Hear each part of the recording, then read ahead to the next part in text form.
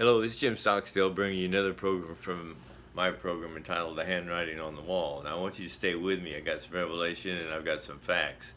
I have to do this live. You can't edit on my iPhone. If somebody interferes, if somebody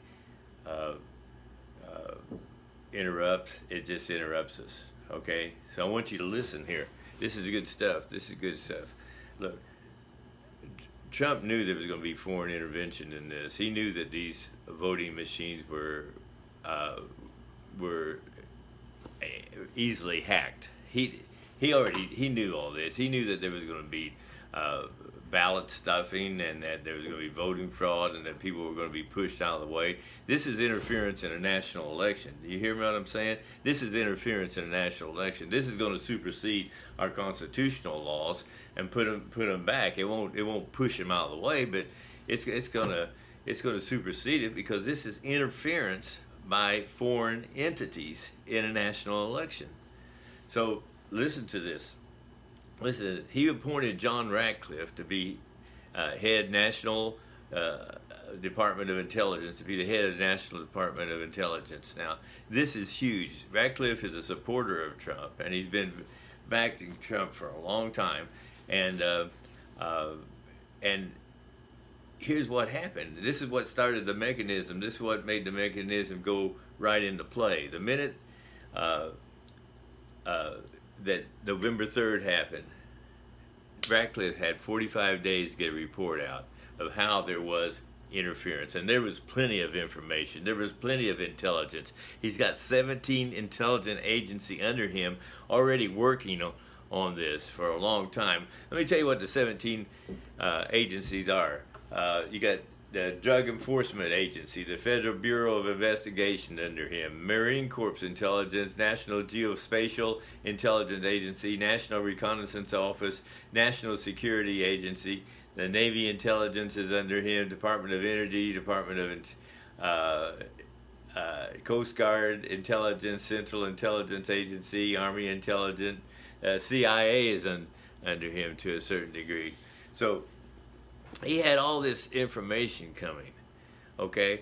So he had 45 days. Well, it just so happens, November 3rd, 45 days is December 18th. It happened that I was trying to understand this executive order. I was working very hard on this executive order and trying to understand it because it's written by the top attorneys in the world, the top minds in the world write this stuff, and their sentences are like a paragraph long, and they put all kinds of stuff. So by the time you get through one long sentence, your mind has been taken here, here, here, and here. So I've been working on it, trying to understand what was going on with it, and so I made a video, and the video was a little bit confusing, but as soon as I made the video, it came out in the news. CNN reported that Ratcliffe had stated that there had been foreign intelligence. Now, he had 45 days to do this. This was like 44 days after the election that he came out, and he said that. So the report's been given. Now, he had to give the report to the Secretary of Treasury, the Secretary of State, the Secretary of Defense, the Department of Justice. He had to give this report to all the different departments that there had been interference in this election. Now, okay, so he had 45 days to do it, took us up to December 18th, and now here's what got to happen. Hang with me. The executive order speaks clearly that if foreign interference is suspected in a national election, then the Director of National Intelligence, which is John Ratcliffe, the head of 17 intelligence agencies, then he submits a report to the President within 45 days and other top agency outlining the foreign interference. Then the other agencies. Now here's the thing. Now the other agencies have 45 days to respond to this report. Are you following me? Makes it simple. 45 days will be February 1st, 2021, that they have to respond to it. So from the day of our election, 90 days will be February 1st, 2021. Now, within 45 days of receiving the assessment and information described in section blah, blah, blah, blah, blah, blah, blah, state and local officials shall deliver to the President, the Secretary of State, the Secretary of Treasury, and the Secretary of Defense a report. Okay, within 45 days of receiving the assessment, the Attorney General and the Secretary of Homeland Security will give a report to the Secretary of State, the Secretary of Treasury, and the Secretary of Defense, evaluating with respect to the United States election that is the subject of the assessment, the extent to which any foreign intelligence that targeted election infrastructure materially affected the security or integrity of that infrastructure, the tabulation of votes, or the timely transmission of election results. Okay, so the Homeland and Security and the Department of Justice, the Attorney General's office, which we just got rid of Barr, thank God. Thank God Barr was a swamp creature. He even looked like a swamp creature. He looked like he just crawled out yesterday out of the swamp. Twisted, evil, not patriotic.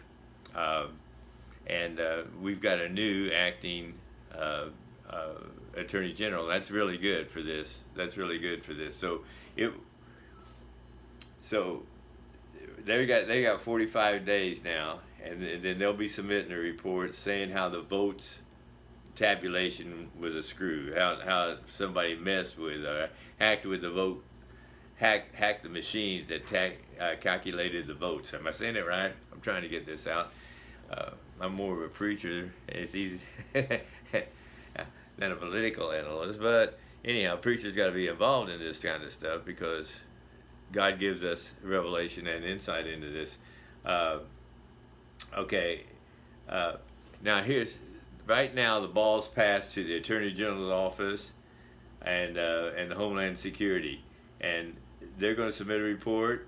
They got 45 days to do so on how the foreign powers acted and targeted the infrastructure. And the infrastructure is the voting machines, the ballots, everything that makes the election go. Okay, so I don't think I'm going to need to do too much more. There's one more 30-day period. After they submit their report, there's another 30 days that's added to this, which will take us to March 3rd, 2021. So, as far as my understanding is that, my understanding is that the Constitution says, you got December 18th to do this, you got January 20th to do this, you got, that has to be void. Matter of fact, now, I don't know this for sure. I don't know this for sure, but I really believe that we're going to go into martial law. I believe we have to go into martial law, and I don't believe that that's going to be totally chaotic. If our republic is going to survive, we're going to have to go into martial law. We're going to have to arrest Hillary and Bill and the Bushes, Obama, a fake president.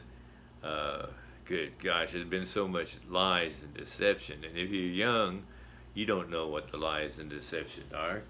But there's been 50 years of, well, probably, longer than that, but there's been horrible lies and deception and coups and murders and all kinds of things. Killing of our American people. Our American people have been killed. 9/11, we lost 3,000 people right away, and it was an inside job. Man, the buildings just don't fall down from an airplane. The buildings came down at free fall speed. I keep going over that anyhow. I just want you to know that Trump's on this. This is our way to victory. This is the only way that I see that we can be in victory. So until next time, this is Jim Stockstill saying, you just keep looking for the handwriting on the wall. Thank you.